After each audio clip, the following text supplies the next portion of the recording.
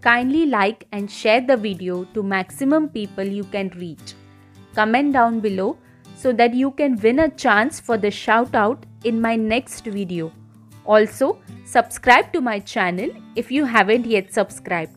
Thank you for watching. Keep watching.